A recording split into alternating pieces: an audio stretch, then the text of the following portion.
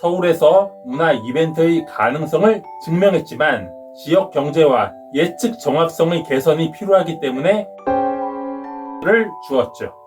말 많은 광화문 방탄소년단 컴백 쇼 아리랑 여러분은 어떻게 평가하나요? 7개 AI에게 이번 BTS 콘서트가 어땠는지 도시계획 측면에서 점수를 내달라고 요청했습니다. AI는 몇 점을 주었을까요? 제미나이. 제미나이는 도시에 어떤 영향을 끼쳤는가가 기준이라고 했어요. 플러스 요인으로는 권위와 시위의 상징이었던 광화문 광장을 세계 청년 문화의 중심으로 탈바꿈시켜서 장소가 재탄생되었고 넓은 차로를 막고 보행자 중심의 무대를 설치한 점을 도로가 문화적 인프라가 될 수 있음을 보여주었다고 높게 평가했죠. 마이너스 요인은 너무 심했던 교통 통제와 소음 공해, 그리고 무대를 한 번밖에 사용할 수 없다는 점을 낮게 평가했어요. 결과적으로 서울이 박제된 역사 도시가 아니라 살아 움직이는 유기체임을 증명해서 A-를 주었어요. 펠로우. 펠로우는 플러스 요인으로 대형 사고를 사전에 방지한 안전관리, 국가 브랜드 향상과 숙박, 관광, 소비 활성화로 이어진 문화적, 경제적 파급력, 미디어 파사드와 경복궁 연계로 공간 활용의 실험을 높게 보았죠. 마이너스 요인으로는 다른 지표와 달리 광장을 33시간이나 비우고 과도한 공공인력을 투입해서 공공성 침해와 형평성 문제, 예상 관객은 26만 명이지만 실제로는 4에서 10만 명만 왔으므로 수요 예측 실패와 공무원의 과잉 대응, 인근 지하철 통제와 교통 마비로 인한 일상의 불편의 가중을 시민 생활권 침해로 보았죠. 공공공간의 운영의 지속 가능성을 과제로 남기며 B+를 주었어요. 챗 GPT. 챗 GPT는 플러스 요인으로는 패러다임의 전환, 즉 광장을 도시형 공연장으로 바꿨다는 점을 높게 보았어요. 이번 이벤트는 글로벌 팬 유입, 미디어 노출, K컬처 상징 강화 등 서울을 세계에 홍보한 프로젝트였고 이태원 압사 사고 이후 대규모 인파를 통제했으므로 도시 운영, 안전 관리에 높은 점수를 주었어요. 마이너스 요인으로는 시민의 공간인 광화문 광장이 특정 상업성 콘텐츠의 독점 사용으로 공공성이 훼손되었고 교통 통제로 도심 기능이 마비된 점에 낮은 점수를 주었어요.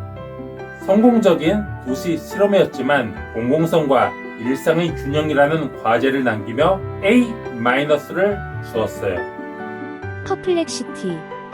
퍼플렉시티는 시민 집회와 국가 행사를 위한 공공광장이 대형 문화 플랫폼으로 재탄생했으므로 공공 활용의 혁신성, 최대 26만 명의 인파를 10만 명 수준으로 분산해서 사고 없이 마쳤으므로 교통, 인파 관리의 우수성, 외국인 관광객 유입과 넷플릭스 생중계로 경제 문화적 파급 효과, 인프라 업그레이드가 필요하지만 운영 노하우를 축적했으므로 지속 가능성을 높게 평가했어요. 공공공간의 다기능성, 안전한 인파 운영, 도시 브랜딩, 3박자가 모두 맞아떨어져서 가장 높은 점수인 A+를 주었어요. 클로드. 클로드는 이태원 참사 이후 군중 안전관리 수준이 높아졌으나 수요 예측 실패가 과잉 대응으로 이어졌다는 점을 안타깝게 보았죠. 특히 광화문에서 시청까지 외곽 통제선이 쳐져서 모두에게 열려 있어야 하는 공간이 닫혔다는 점을 낮게 보았어요. 또 과대한 인력 투입과 인천, 경기, 강원의 구급차까지 동원된 점은 공공자원 배분 관점에서 심각하다고 보았어요. 이러한 마이너스 요인은 수요 예측의 과학성이 크게 떨어졌기 때문에 비롯되었죠. 그래도 광화문을 세계에 노출시켰다는 점은 탁월했어요. 그래서 낙제는 아니지만 자랑할 점수도 아닌 B-를 주었어요. 코파일럿. 코파일럿은 광화문에서 시청까지 임시 도시 인프라 구축이 성공적으로 이루어졌고 안전이 최우선이므로 경찰의 과잉 대응도 좋다고 보았어요. 광화문 일대를 미디어 아트 지역으로 만들어서 서울의 이미지를 글로벌 무대로 만들었다는 점에서 높게 평가했죠. 그러나 과도한 단속으로 상권이 위축되었고 수요 예측 실패로 자원 배분의 효율성 문제가 나타난 점은 부정적으로 보았죠. 종합적으로 서울에서 문화 이벤트의 가능성을 증명했지만 지역 경제와 예측 정확성의 개선이 필요하기 때문에 A-를 주었죠. 리튼, 광화문이라는 도심 핵심부에서 대규모 행사를 개최하는 것은 도시의 문화적 경제적 활성화에 긍정적인 영향을 주므로 도심 공간이 다양한 경험의 장으로 활용되었다는 점을 높게 평가했죠. 하지만 도로 통제, 보행자 안전 등 도시 인프라가 막혔다는 점은 주민과의 원활한 소통이 부족해서 생긴 문제로 낮은 점수를 주었죠. 시민이 참여한 문화 행사로 도시 공간이 활용되었다는 점은 좋지만 주민과 교통의 부담을 덜 보호한 책이 필요하므로 A-를 주었죠. 최고로 높은 점수는 A+로 퍼플렉시티가 공공공간의 다기능성, 안전한 인파 운영, 도시 브랜딩 세 박자가 맞아떨어졌다고 평가했고 가장 낮은 점수는 B-로 클로드가 낙제는 아니지만 자랑할 수 없다고 했죠. 그래서 7개 AI의 점수를 평균 내보면 B+입니다. 저는 BTS 공연 계획은 좋았으나 26만 명이라는 수요 예측 실패로 과잉 대처했다는 점이 가장 아쉽게 느껴지네요. 광화문에 예측치의 절반도 안 되는 사람이 모였는데도 경찰은 사람들이 모이지 못하도록 쫓아냈다는 점도 그렇네요. 경찰이 할 일은 시민들이 질서정연하게 관람하도록 돕는 것이지 무조건 이동하라고 하면서 검문 검색을 강화하는 것은 아닌 듯해요.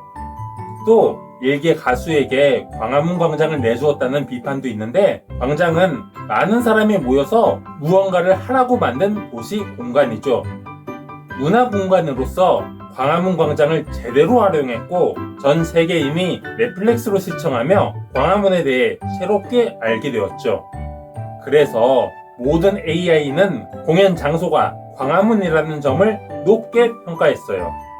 마지막으로 아쉬운 점은 광화문에서 무슨 행사를 할 때마다 광장의 무대는 일회용이어서 설치와 철거를 반복하는데 땅 밑에 무대를 만들어서 올렸다 내렸다 했으면 좋겠어요. 메칸도 V가 경기장 관람석이 갈라지면서 나오듯이요. 이상 광화문 BTS 컴백 쇼에 대해 알아보았습니다. 지금은 광화문 일대에 대형 전광판이 갑자기 많아진 이유, 다른 나라 상황 그리고 나아갈 방향에 관한 영상을 준비하고 있으니 구독하고 좋아요를 누르면 곧 시청하실 수 있습니다. 검색창에 물음표를 입력해서 일상의 물음표를 느낌표로 바꾸세요. 감사합니다.